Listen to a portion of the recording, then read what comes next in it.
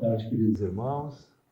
Novamente estamos começando o nosso programa nesta quarta-feira, desejando a todos uma abençoada semana. Marcinha, tudo bem? Tudo bem. Boa tarde a todos. Glória a Deus por estarmos aqui, né? Com a misericórdia do Senhor. Que bom. Padre Miguel, tudo bem? Como é que foi a Tudo bem. semana, Padre? Foi uma semana abençoada. Muitas graças. Que coisa boa, que coisa boa. Queridos, hoje nós vamos abordar um tema voltado para a participação da Igreja, a importância da Igreja Católica na educação, no ensino, né? Que a gente às vezes não se dá conta, né, da importância que tivemos, nós católicos, né, digamos assim, na formação dessa civilização que nós temos hoje, né?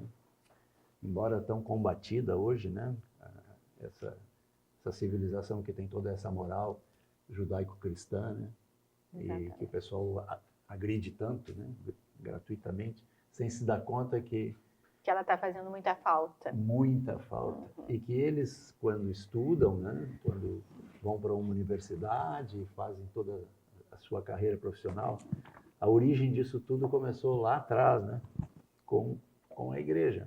Sim. A Igreja se preocupou as com universidades, isso. né? Sim, Sim, as primeiras sim. universidades, as primeiras instituições de ensino, de cuidado, né, de inclusão dessas pessoas menos favorecidas, né? Nós temos tantos exemplos aí, né? Então, acompanhe conosco essa caminhada que nós queremos fazer aqui em torno desse tema. Padre, o senhor quer começar dando alguma orientação, alguma indicação de texto? Claro, podemos, especificamente não vamos encontrar no Evangelho sobre educação, né? Exatamente. Especificamente sobre universidades, enfim, mas tem aquele texto de Lucas 2, Jesus entre os doutores, Lucas 2, 41 até o final. Até o 52. Isso, até os 52, que já Jesus que vai ao templo e está já aprofundando, conversando, perguntando entre os doutores, né? E claro, e colocar também sempre essa introdução, entender. Jesus fala, né, nosso programa, né, ide, né, pelo mundo inteiro, e entender que o campo da educação é um campo de evangelização. E lembrar que a evangelização não é apenas um contexto de religioso apenas, mas envolve todo o ser humano, né? Os valores cristãos são aqueles que realizam o ser humano na sua plenitude. Então, formar o ser humano com os valores cristãos, não tem como você tirar ele da educação. A educação precisa ser, nós entendemos que a educação precisa ser uma educação com valores cristãos e que, de fato, centralizada na pessoa de Cristo. Então, nós vamos ter uma sociedade melhor, com valores muito melhores, né? E realmente, e nós podemos ver isso, né, ao longo da história. E, claro, com defeitos, com problemas, porque nós temos limites. Mas muitas coisas boas aconteceram nessa formação cristã, né? Sem dúvida, né? Sem dúvida, esses 2000 anos mostram tantas coisas e tantos momentos, né, de verdadeiro florescimento, assim, digamos, da civilização mesmo, né, do processo civilizatório, né? E essa estrutura toda do cristianismo tem muito a ver com isso, né?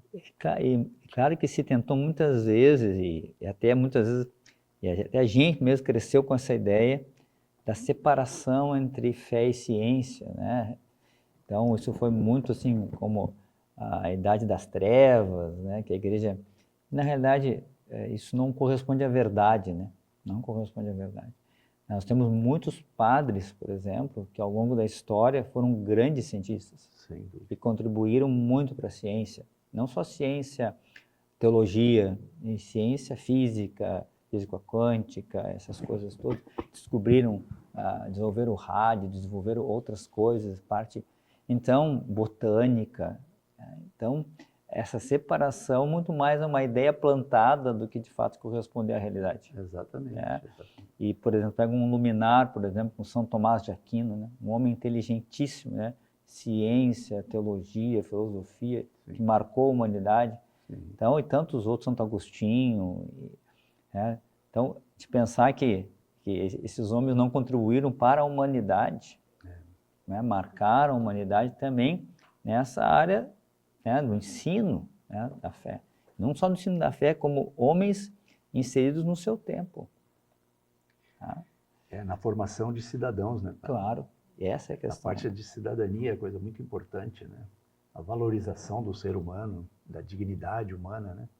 Que até hoje é uma luta ainda, né? Porque cada vez a gente sente mais assim essa agressão à dignidade humana, né? Principalmente nesses movimentos pró-aborto, né? Sim. Isso Exatamente. é uma agressão terrível. Ela realmente, esse movimento, ele tirou todo o conceito de valorização da mulher, ele levanta uma bandeira falsa, é uma grande mentira de valorização da mulher e desvirtuou a dignidade da pessoa, da vida, né? Exato. E de uma forma assim que a pessoa está em trevas, né? Trevas da ignorância. Com certeza. Sabe? Porque Isso é bem não claro, há... uma ação diabólica, né? Exatamente, Sem as dúvida. mentiras demoníacas, né? É, Falsa valorização. Exato, em nome de valorizar a liberdade, né? De Exato, escolha. como é que é meu corpo, minhas regras, né? Não é bem assim. Dessas falsas verdades, né? Porque eles pegam um conceito verdadeiro e inserem num contexto totalmente falso. Né? Exato. Claro que Exatamente. todo mundo é livre. Sim. Todos nós temos o livre-arbítrio, né? Isso é óbvio. Agora, daí a levar a pessoa a entender que um feto não é um ser humano, Exatamente. meu Deus. E entender isso assassinato, como um avanço, né? Isso é pior progresso. Aham. Sabe? Progresso maldito, né? Claro, Tem isso só traz maldição. Sem dúvida. Só traz uma maldição. Os países acabam sendo amaldiçoados por causa disso. Exato. Porque fica marcado. Vamos pensar, né? A Polônia, por exemplo, né? Ou a Alemanha. Esses países onde houver esses campos de concentração, né? Então, meus irmãos, isso é uma área de dor, né? Que precisa ser reparado e clama até hoje, né? A reparação. Milhares e milhares de pessoas que foram mortas de forma injusta, né? Massacrados, queimados, né? Agora, isso o que a gente vive hoje são campos de concentração, né? Ao ar livre, né? Então a gente vai legalizados, né? E realmente isso vai trazer muitas marcas que precisam ser reparadas, né? Clamam aos céus, né? Clamam aos céus. Tá bem. Então, para que a gente continue, né, como mantendo nosso roteiro, eu esqueci de começar o programa orando, né?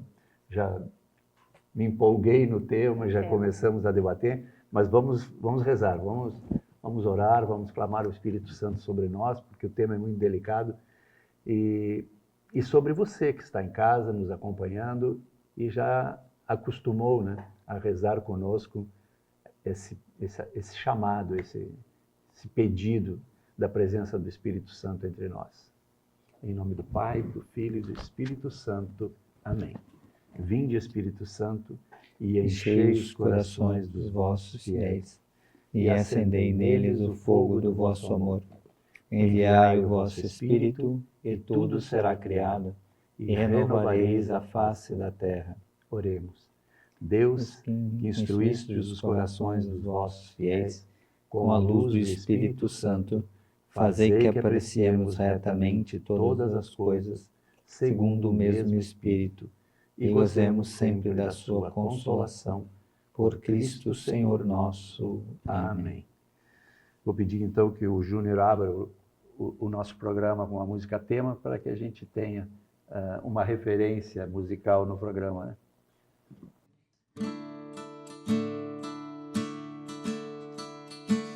Eu vou deixar-me guiar e me abandonar no teu querer. Preciso fazer a tua vontade em minha vida. Para onde eu irei? Em quem me apoiarei? Para onde eu irei?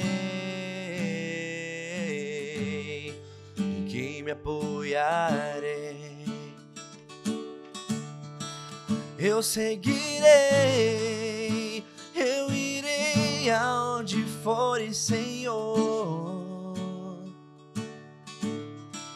Eu seguirei, eu irei aonde fores, Senhor. A tua graça me basta, o teu amor me sustenta. A tua graça me basta, o teu amor me sustenta.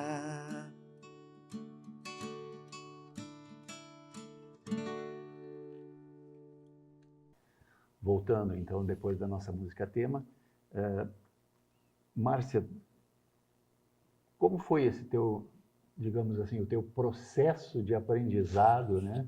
Teu processo educacional, digamos assim, em direção à igreja? Quando pequenininha, quando começaste lá com as primeiras letras, com os primeiros números, né? Eu estudei numa escola La Salista, né? Em Porto Alegre. E tenho, assim, é uma bênção, né? Me lembro bem como você falou num outro programa, né? A gente começava a aula rezando.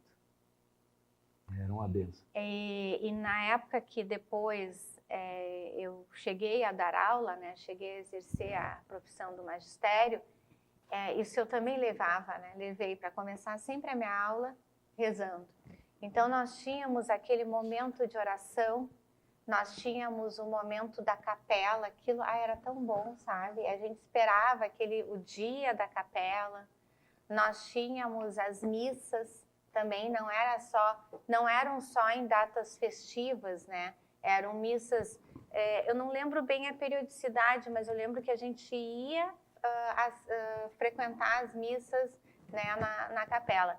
Então, lembro até hoje como me marcou, né? E aí tu vê a ilusão da criança, né? Eu me criei numa família católica, a minha avó, uma mulher de muita oração, mas tem uma questão que me marcou lá no colégio. A professora de inglês, ela estava fazendo toda a reflexão da paixão de Cristo, da Páscoa. E aí ela fez uma pergunta simples, né? A gente criança. E ela perguntou assim: o que vocês acham? Vocês acham que Jesus realmente sofreu na cruz?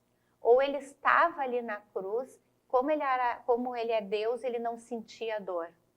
E aí eu, na minha ingenuidade, eu disse: não, ele é Deus, ele não sente dor.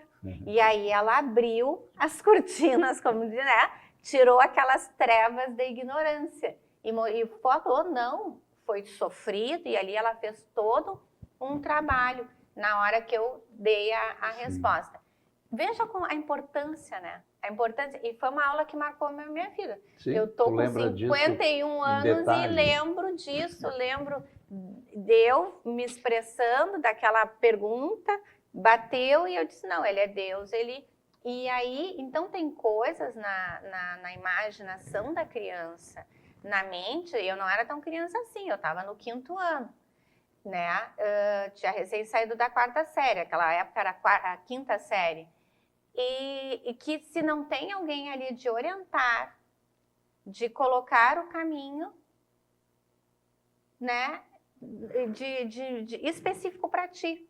Porque quantas missas eu fui na minha vida até então? Fui muitas, né? Me criei ali. Quantas vezes o sacerdote na Santa Missa deve ter dito, Jesus sofreu por nós, tudo. Mas eu, como criança, não bateu aquilo, não foi uma coisa direcionada. No momento que veio uma professora que preparou uma aula sobre a paixão de Cristo e direcionou para aquela idade, para aqueles alunos, ali a graça aconteceu. Aí acontece a Então, compreensão. Né? Exatamente. E uma coisa muito interessante, assim, Deus nos deu a inteligência, né? A luz do raciocínio. E essa luz do raciocínio, essa inteligência, ela tem que estar iluminada pelo Espírito Santo. Porque senão ela é desvirtuada. E foi ali, eu acho que essa graça, então, eu esqueci o nome dela, mas que Deus a abençoe, né? Onde ela esteja, eu junto com a Nossa Senhora, porque foi uma grande contribuição na minha vida. Olha a importância da escola e de um professor, né? Que entenda e viva a fé, né? Porque ninguém vai falar isso como ela falou na época se não estivesse vivendo a fé. Ah, sem dúvida, sem dúvida. A gente só consegue falar daquilo que a gente conhece, né, Vânia? Tá difícil, é mais sobre essas questões. Não tenha dúvida. Padre, esse texto que o senhor citou, o senhor quer ler? Vamos quer ler? Meditar um pouquinho conosco? Vamos ler, mas também como fundamento, né, da nossa reflexão de hoje. Então, Lucas 2, 41 ao 52. Então, seus pais iam todos os anos a Jerusalém para a festa da Páscoa. Quando o menino completou 12 anos, segundo o costume, subiram para a festa. Terminados os dias, eles voltaram, mas o menino Jesus ficou em Jerusalém sem que os seus pais notassem. Pensando que estivesse na caravana, andaram o caminho de um dia e puseram-se a procurá-lo entre os parentes e conhecidos, e não o encontrando, voltaram a Jerusalém à sua procura. 3 dias depois, eles o encontraram no templo, sentado em meio aos doutores, ouvindo e interrogando. E todos os que o ouviam ficavam extasiados com a sua inteligência e com suas respostas. Ao vê-lo, ficaram surpresos e sua mãe lhe disse: Meu filho, por que agiste assim conosco? Olha que teu pai e eu, aflitos, te procurávamos. Ele respondeu: Por que me procuráveis? Não sabias que devo estar na casa de meu pai? Eles, porém, não compreenderam a palavra que ele lhes dissera. Desceu então com eles para Nazaré e era-lhes submisso. Sua mãe, porém, conservava lembrança de todos esses fatos em seu coração. E Jesus crescia em sabedoria, em estatura e em graça, diante de Deus e diante dos homens. Palavra da salvação. Glória a vós, Senhor. Interessante porque esse texto traz algumas coisas bem... né? Então a gente vê que Jesus está sentado no meio dos doutores, né? Ouvindo e interrogando. Né? Então isso é próprio, né, do estudo, né, de quem quer aprender, né?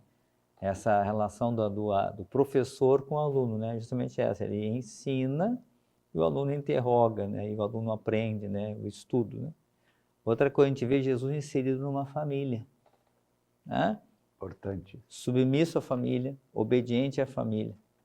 E ele cresce, veja interessante como diz o texto, ele cresce em sabedoria, estatura e em graça. Ou seja, aqui a gente vê as dimensões do ser humano, né? Ou seja, parte saúde, física, psíquica, espiritual, estatura, graça, ou seja, na comunhão com o Pai, na sua vida de fé, tá? E em sabedoria. Então a gente percebe essas dimensões que justamente devem estar presentes na educação. A gente pensar hoje, né, numa educação meramente técnica, né? O que é isso? No fundo, a civilização começa a declinar, significa um declínio da civilização. Sem dúvida. De fato, se nós pensarmos o ser humano como um todo, tá? de fato, realmente pensaram que realmente no sábio, não só no técnico, tá? Essa visão mais ampla, né? Então, levar em consideração a graça, a relação com Deus, tá? e também a própria, claro, a saúde, né? Então, essas dimensões inseridas dentro do processo de educação, nós vamos ter uma sociedade muito melhor. Teríamos, né? E como já tivemos, né? Bem melhor. Então, hoje, muito mais coisas cada vez mais vai se desvinculando o ser humano, fazendo ele ficar em pedaços, né? A gente vai destacando certas coisas, né? E vai deixando um ser humano totalmente perdido, desvinculado, né? Então, claro, e isso nós sabemos por quê, né? Porque é muito mais fácil você colocar um plano em ação se você tem um exército fraco, né? Pessoas que não sabem se posicionar, que não têm, né, raízes, que não têm, né, que não estão preocupados com isso, estão preocupados mais mexendo no celular, jogar um jogo, né? Exato. No seu futebol, não sei o quê, né? Ou nem tão ligados com essas coisas, né? E, claro, é muito mais simples a gente conquistar, né? Quer vencer uma guerra, causa isso, né? Ela vai causando divisões internas, solapa, né? Agora, tenta enfrentar um exército bem formado, coeso, né? Com Bem preparado para uma guerra. crenças fortes, né? Exato. Eles são capazes de morrer mas não se entregar, né? Sim. Agora, o Padre Miguel falando, me veio bem forte, né? Essa questão assim, tiraram Deus das escolas, né? Tiraram. E nós estamos pagando um preço altíssimo. Já estamos pagando. Isso não é o futuro já está aqui. Sim. Tiraram Deus da escola e, como a gente já comentou em outros programas, quem entrou? As organizações criminosas e as organizações satânicas. Então, agora, qual o nosso propósito, né? Nós, como leigos, né? A igreja, somos todos igrejas, sacerdotes, todos, começar a trazer Deus novamente para a escola. Eu, como mãe, né? Você como pai, você como professor, você como leigo, como religioso, você entra na escola e começa já a conversar com a direção, nós vamos ter que abrir esse debate, nós vamos ter que ser corajosos, entende? Nós estamos vendo que as coisas estão erradas e é muito interessante. Eu tive, por causa da minha sinusite, na emergência de um hospital aqui em Porto Alegre. E eu já fui 500 vezes para emergência, né? Infelizmente, mas fui. Nunca tinha escutado na minha vida a seguinte pergunta. A enfermeira ali me perguntando como é que eu estava, o que eu sentia, pipipi. Última pergunta que ela me faz. A senhora está tendo pensamentos suicidas? Me acendeu uma luz. Eles não faziam essa pergunta. Não. Eles colocaram no plano deles, não interessa se tu está chegando com dor no pé. Isso é o quê, gente? É uma consequência de uma sociedade que tirou Deus do seu centro. Já somos nada, né? Só que eu digo, somos um nada amado. Tira Deus, desaparecemos, morremos. Se os jovens, se as crianças que estão sendo extremamente atacadas neste momento e quem tem que proteger eles somos nós, adultos, tá? E não vamos ficar esperando pelo poder público, vamos fazer a nossa parte como leigo, como religioso, como católico. Nós temos o dever de proteção. Eles estão sendo atacados porque tem criança que nem sabe que Jesus existe. Não sabe nem rezar. Acorda. Ai, como é que é a minha rotina? Eu acordo, eu dou bom dia, eu escovo meus dentes, eu tomo meu banho, eu me arrumo, eu tomo café e vou para o colégio. Onde é que está Deus? Eu acordo, eu dou bom dia para Deus, para Jesus, para Nossa Senhora, eu rezo, eu entrego, sabe? É óbvio que a coisa não ia dar certo. Então, nós temos que retomar essas rédeas e colocar em prática. Então, eu convido a todos que estão assistindo o nosso programa, né, e que divulguem e que ide, vai para as escolas, ide. Esse é um campo que realmente precisa muito de evangelização, né? Mas um trabalho sério, né? Um trabalho sério, claro. Eu acho- Claro, o pai pode chegar na escola e começar a conversar. Ele pode ir conversar com outros pais, dizer, olha, vamos retomar algumas questões, vamos melhorar esse ensino religioso, vamos aprender mais sobre a nossa igreja, porque o ensino religioso em determinadas escolas católicas é sobre todas as religiões, menos a católica. Até na universidade, né? Ah, sim. Na Nem universidade, fala, né? eu estudei também numa universidade católica, né? Além da pública, mas me surpreendeu quando catolicismo a gente não viu. E o sacerdote que lecionava ali, fantástico, um homem assim maravilhoso, um homem de Deus. Só que ele disse que o currículo dava para ele trabalhar conosco, não precisava catolicismo, porque nós todos éramos católicos. Pois é. Aí ficamos ignorantes na fé. Entendeu, padre? Eu digo, mas como? Claro, quando eu fiz essa universidade, eu já estava casado, já tinha filho e tal, voltei para estudar, né? Eu digo, vou estudar um outro curso. E como adulto, né? Eu era o único velho ali no meio daquela gurizada, né? Então, eu perguntei para ele, mas professor, como que o senhor imagina, né? Ou a direção, claro, não era ele, que todos esses jovens que estão chegando aqui são praticantes e conhecem catolicismo. Se eu mesmo não conheço muito, né? Que venho de uma outra geração, que, como tu disse, né? Começamos rezando antes da aula. Exato. Não conheço muito. Como não precisa ensinar? Numa universidade católica, gente. E isso também nas escolas católicas, né? Exato. Não se pode falar em religião. Isso foi uma coisa que realmente é inacreditável, uma coisa dessa. Como a gente permitiu isso? Como exatamente, permitiu. né? Eu não sei se nós A gente dormiu. ainda tem tempo, ainda temos tempo para alguma coisa. Tem. Ah, tá, desculpa, eu entendi a pergunta errada, olha aqui. Não, eu estou perguntando aqui para a produção se nós já encerramos. Vamos encerrando então esse primeiro bloco. Voltamos em seguida, que este tema é um tema muito bom da gente discutir. Já voltamos.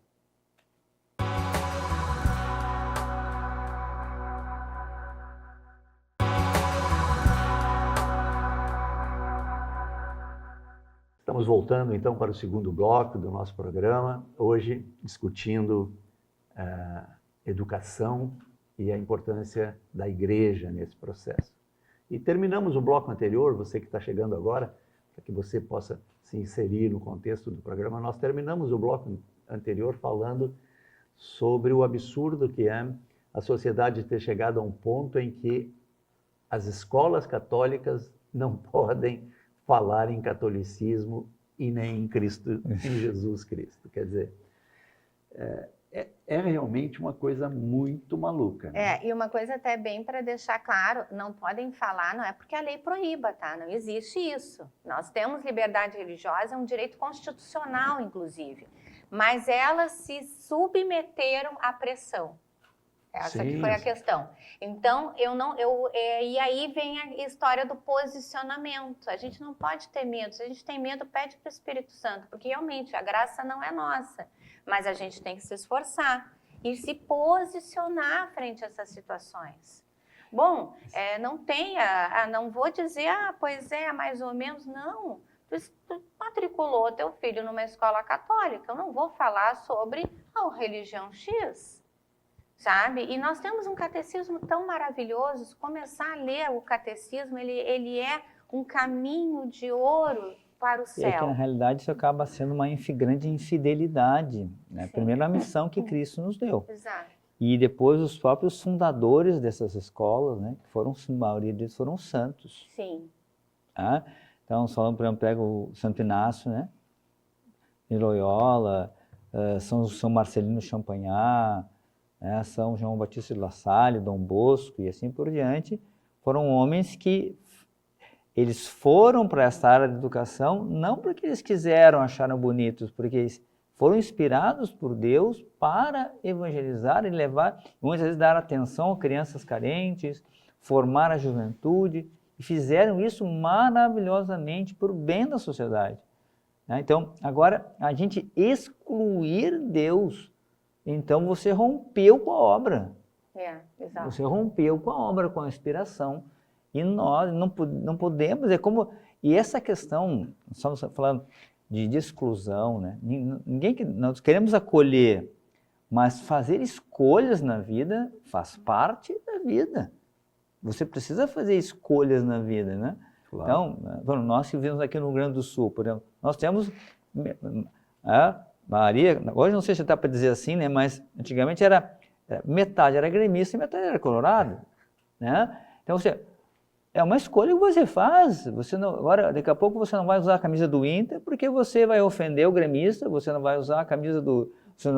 não, vamos agora oferecer todos os estádios neutros, né? Já no Beira-Rio, vamos pintar o Beira-Rio de neutro, porque os gremistas podem se ofender quando passar ali. Não podemos falar do Inter lá dentro, né?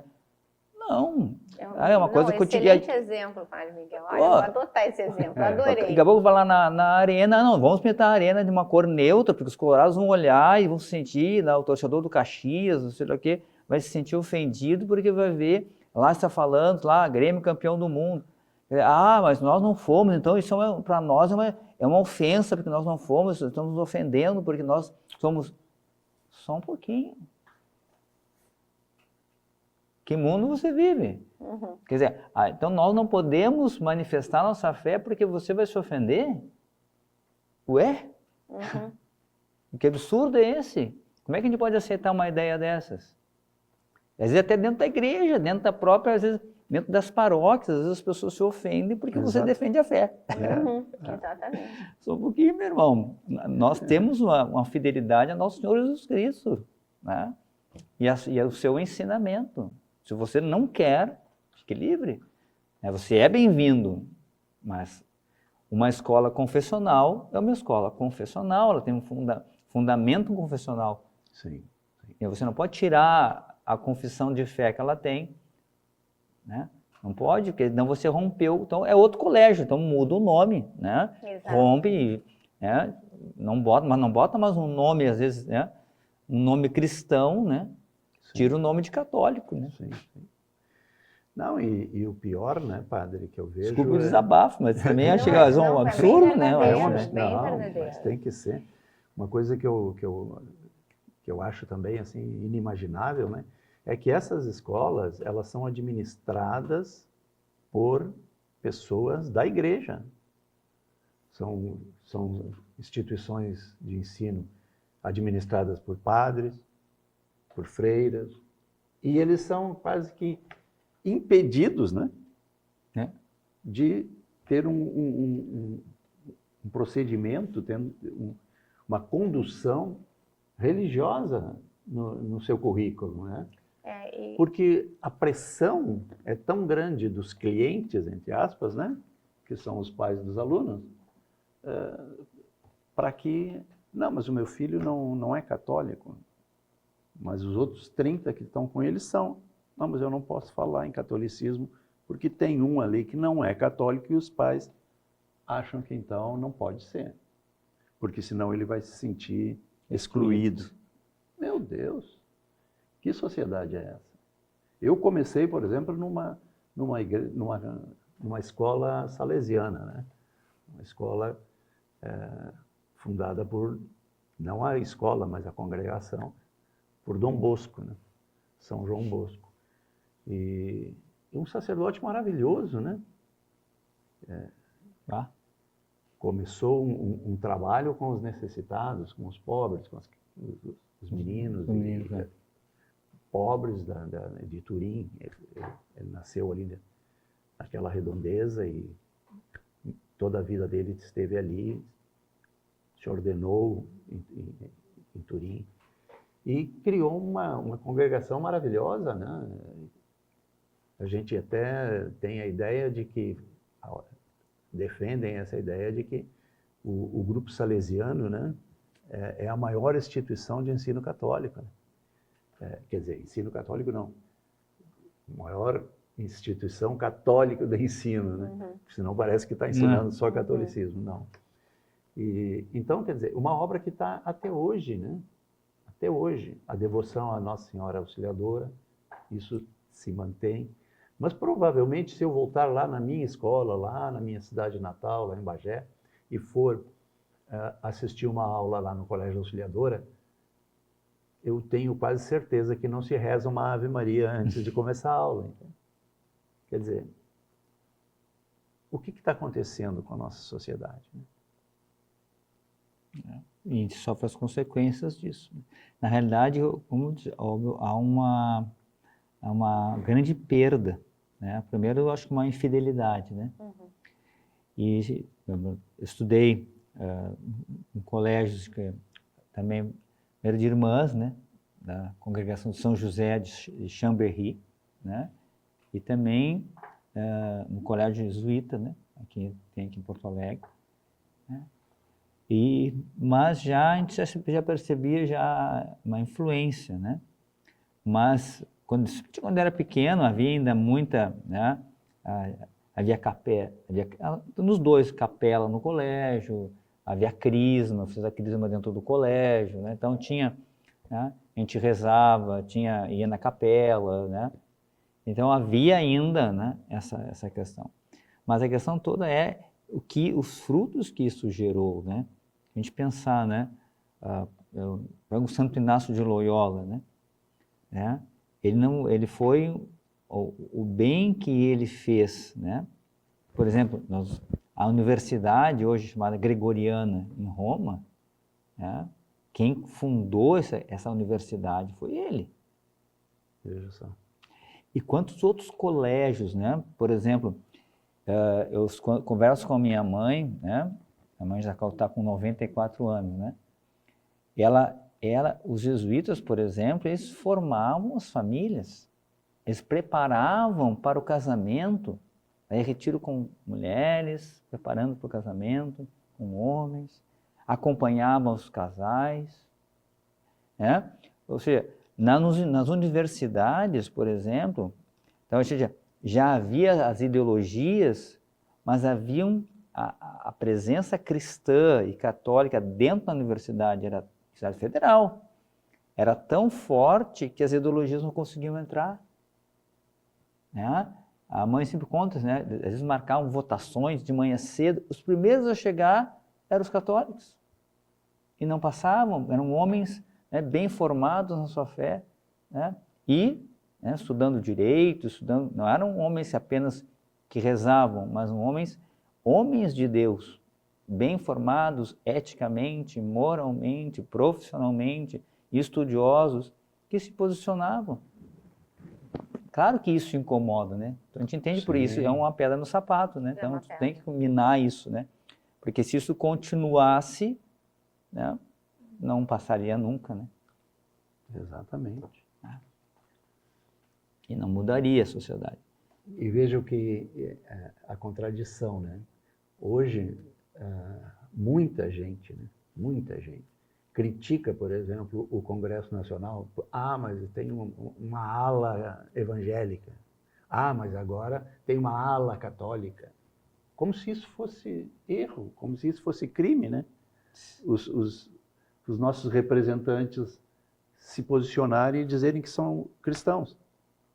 Meu Deus do céu, onde a gente vai parar, né? Agora há pouco tivemos essa consagração maravilhosa, né? Foi da Arquidiocese, até aquele dia eu expressei errado, foi da Arquidiocese de Brasília, São Miguel Arcanjo, e aí no dia 29 de setembro, lá na cidade de São Miguel Arcanjo, em São Paulo, que eles vão fazer então a consagração do Brasil.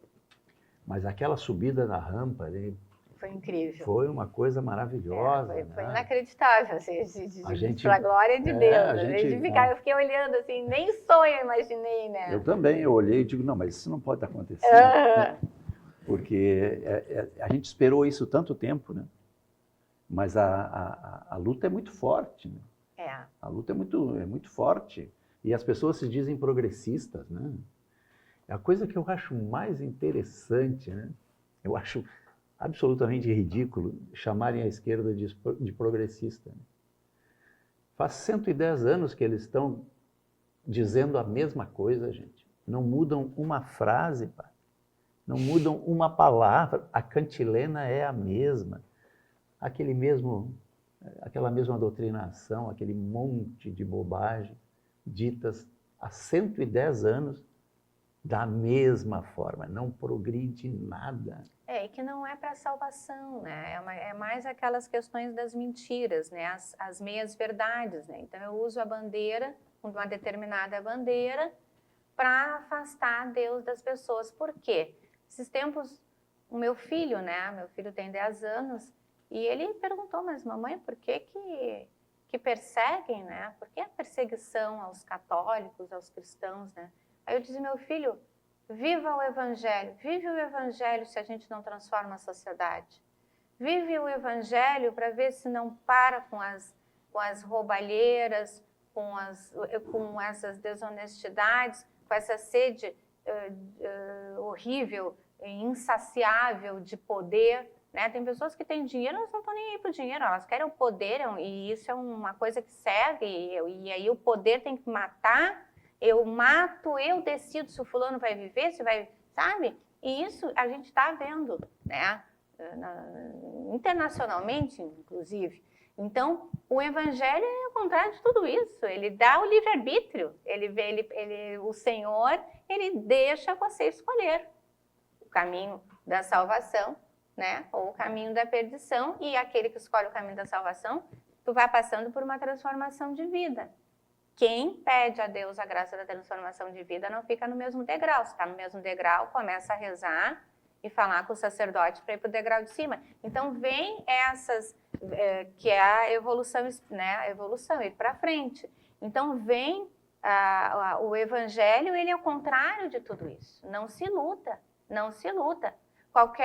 Qualquer questão que ir contra o Evangelho e contra o catecismo da igreja é uma mentira. Ela é morte, ela é um caminho de morte. Ela é uma morte espiritual, ela é uma morte emocional, e a gente está vendo isso nas notícias. Não precisa ir muito longe, sabe? Estamos vendo essas questões. E uma coisa que o Padre Miguel falou também muito importante, que no momento que, além da gente ser infiel a Jesus, né, a gente rompe com os fundadores. Então, claro, aqui das vidas que nós estamos citando desses santos, né? Eu estou falando de São João Batista de La Salle. Ele renunciou tudo. Ele nasceu numa família, né, no século XVII, numa família aristocrata, muito ligada ao monarca da época, né? E ele renunciou à herança.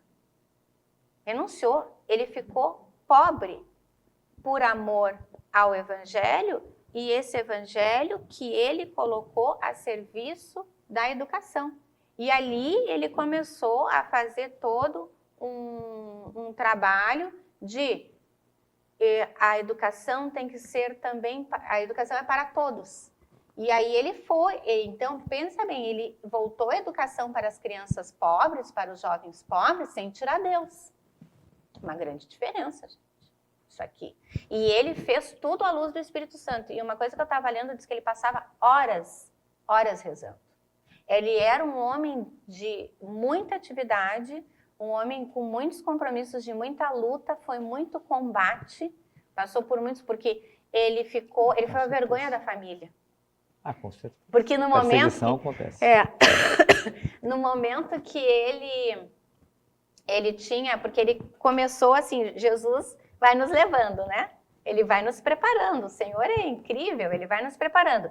Então, despertou ele novinho a vocação religiosa, a família achou o máximo, incentivou, ele realmente, né, se tornou sacerdote, ele estava ocupando um grande cargo na catedral, e aí ele conheceu, não lembro agora o nome, um professor muito simples, que estava já com a ideia de colocar o ensino a serviço de todos.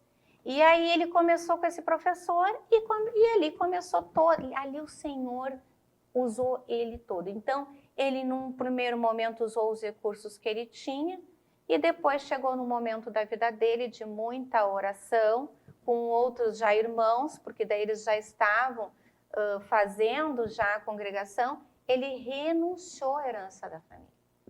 E aí, conta assim por cima do que eu li, né? Eu quero até ler com mais profundidade essa história, porque é incrível. O irmão mais novo, que era o responsável pelos negócios da família, porque os pais já tinham falecido, enlouqueceu. E ele, claro, ele trazia o sobrenome La Salle, era um sobrenome de peso. Então, para eles, aquela situação daquele irmão, né, de São João Batista de La Salle, era uma vergonha. E ele, então, abraçou essa missão. E ele dizia, educar com amor. E aí ele, então, o que o Padre Miguel falou, quanta contribuição a Igreja Católica trouxe para a humanidade. E isso não é colocado, né? Isso não é ensinado nos livros de história. É incrível isso. Mas São João Batista de La Salle foi quem começou o ensino público. Na época o ensino era só particular, era na língua latina, tá? Então só quem podia pagar. E aí foi um grande combate, porque daí os que cobravam diziam, não, mas só um pouquinho. Aí tu vai dar aula para eles de graça e como é que vai ficar o meu trabalho? Pensa o que ele enfrentou. Um só falando o desaforo já é difícil. Agora imagina um grupo forte. Ele enfrentou muita perseguição, mas ele enfrentou por amor a Jesus. Então ele foi, né, um mártir espiritual. A gente pode fazer essa Martírio branco. Isso, né? E tu vê como é importante essa questão do amor, né? Dom Bosco também. Dom Bosco ele criou um sistema de educação preventiva, né? Ele chamava de sistema educacional preventivo, que era baseado em razão, religião e amor. Então, ele dizia que essas três coisas nunca poderiam faltar para aquelas crianças, né? Olha aí. A razão, que era a ciência, né? Vamos estudar, vamos aprender. A religião, que era essa aliança com Deus na vida deles. E amor, caridade, amor ao próximo. Olha, sabedoria, estatura e graça, né? Está vendo? Então, isso forma o cidadão. Claro. Isso forma o cidadão. Porque uma civilização nova. Exatamente, né? Uma civilização completamente distanciada de valores, digamos, espirituais, né? Não, e a questão se torna uma coisa muito grosseira, né, padre? Tudo vale, né? E outra coisa, eu acho que essa visão da ideia do sábio, da sabedoria, não só um conhecimento técnico, que também faz parte, mas aquele ser humano que se posiciona diante da realidade, que tem sabedoria de Deus, tem sabedoria, né? Cada vez é menor as coisas, né? Só muita informação, né, hoje em dia, mas toda a reflexão que se fazia, né? Vamos ver São Tomás, né? É um homem de sabedoria ampla da realidade. Né? Então, o estudo deveria levar em consideração isso. Hoje em dia existe um movimento já tentando resgatar certas coisas, certas maneiras de estudar, perceber que está equivocado, né? Esse tipo de sistema. Talvez a pessoa fique muito voltada somente a uma coisa muito mecanicista, técnica, e na realidade, então, um homem que só pensa na técnica e ganhar dinheiro, vamos pensar assim, né? Pensa bem que declínio é para a civilização. Um homem que só pensa nisso, a maneira de ganhar mais dinheiro. Gente, ou seja, pense isso no contexto agora, bota milhares de pessoas pensando dessa forma. Então, pense então quando surgiu uma guerra, né? Pô, será que a guerra também não é uma maneira de ganhar dinheiro? Né? Como? Então, ou uma doença, vamos inventar uma doença que a gente vai vender remédio. Né? Aí, quem sabe, vamos fazer a clínica de aborto, que também dá um dinheiro. Né? Exatamente. Então, então, tu tira, mostrou, claro que é importante para as pessoas, certos grupos, tirar a moral da medicina, por exemplo. Lógico. Né? Então, claro, você vai, nessas manipulações genéticas, você vai ganhar milhares de dólares, milhões de... Né? É um mercado que movimenta bilhões, né? Então, claro, quando você diz não, agora você diz não é eutanásia, você diz não, claro, você vai incomodar, né? Muito. né? Então, claro, E vai aí mexer. vem as perseguições. Então, claro, mas só que é bom, né? Ter um homem fácil de manipular, Mas um claro. homem inescrupuloso, né? Sim, Né? Então, sim. que vai, então a gente vê então, que essa educação ela vai atingir diretamente a civilização. Então, nós estamos sofrendo isso, né? Pessoas são capazes de matar por um pedaço de tênis, por um não sei o quê, né? Então, e as pessoas são cada vez mais egoístas, né? Então, né? Enfim, mas há sempre a esperança, Ah, sim. né? Sim. Não desanime, né? Não podemos nunca Não, desanimar. e pede para Deus, né? Faz a tua oração, pedindo, Senhor, né? O que queres de mim? Né, me mostra, porque o Senhor, Nossa Senhora tem pressa, né? E o Senhor conta conosco. E A mais ordem importante, do Márcia, ide as é pra pessoas nós, também, né? além da oração, você se posicionar Ah, sim. na sua É, vida, sim. defenda a sua família. Né? Seria maravilhoso, né, se começasse um movimento de nós, pais e avós católicos, para que o ensino religioso, né, a catequese, Voltasse. voltasse para nossas escolas Então, católicas. eu acho que a gente pode Temos que começar. levantar essa bandeira Alguém e tem seguir. que começar, porque não é mais possível a gente continuar vivendo desse jeito. Nossos jovens estão completamente perdidos, né? A coisa que a gente mais ouve falar hoje é em criança depressiva, né? Meu Deus, quando eu lembro da minha infância, né? Nem pensava. Olha, nisso, né? eu não conseguiria entender o conceito de depressão se alguém tentasse me ensinar. Não, depressão é isso, eu ia dizer, não, isso não existe. Né? E olha que eu preocupava fui, outra coisa, né? que tinha pobreza lá dentro da minha casa e eu nem passava pela cabeça que tinha depressão. Eu estava lá comigo nas minhas bonecas, estava rezando, estava brincando. Deus livre. Padre, faça uma oração, então, para os nossos telespectadores e para nós, para a gente se despedir dos nossos ouvintes, dos nossos telespectadores hoje. O Senhor esteja convosco. Ele está no meio de nós.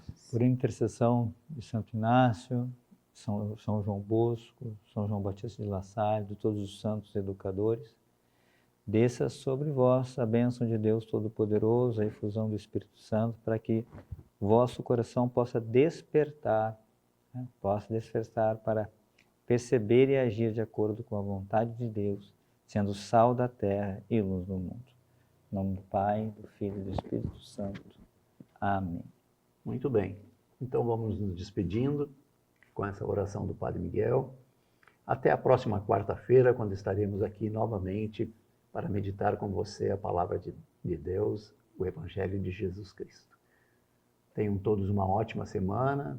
Até lá e fiquem todos com Deus.